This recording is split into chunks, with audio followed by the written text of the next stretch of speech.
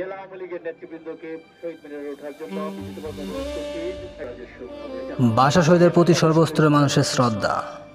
21শে ফেব্রুয়ারি মহান শহীদ দিবস ও আন্তর্জাতিক মাতৃভাষা দিবসে ভাষা শহীদের প্রতি ফুল দিয়ে শ্রদ্ধা জানাচ্ছে সর্বস্তরের মানুষ। মাতৃভাষা আন্দোলন 72 বছর পূর্ণ হলো আজ। শহীদ মিনারের দেবীতে আজ ভাষা শহীদের প্রতি শ্রদ্ধা নিবেদন করতে কেন্দ্রীয় শহীদ মিনারে প্রভাত ফেরির ভোর থেকে মানুষের ঢল নেমেছে। কালো ব্যাজ, কালো পতাকা ও ব্যানার নিয়ে পলাশী হয়ে জগন্নাথ হলের সামনে দিয়ে সবাই ধীর পায়ে এগিয়ে চলেছে শহীদ মিনারের দিকে। এর আগে বুধবার রাত 12টা 1 মিনিটে রাষ্ট্রপতি ও প্রধানমন্ত্রী ভাষা শহীদের প্রতি শ্রদ্ধা নিবেদন করেন। ভাষা শহীদের স্মৃতির প্রতি গভীর শ্রদ্ধা জানিয়ে কিছুক্ষণ নীরবে দাঁড়িয়ে থাকেন।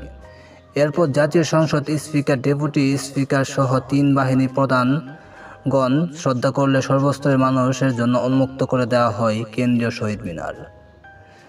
এরপর বুধবার ভোর থেকেই কেন্দ্রীয় শহীদ মিনারের ফুল দিয়ে শ্রদ্ধা জ্ঞাপন শুরু করেন। অনেকের পোশাক সজ্জাতেও রয়েছে ভাষা শহীদের প্রতি শোকের কালো রং। কণ্ঠে আছে সেই বেদনাবিধুর গান, আমার ভাইয়ের রক্তে রাঙানো 21শে ফেব্রুয়ারি, আমি কি ভুলিতে পারি।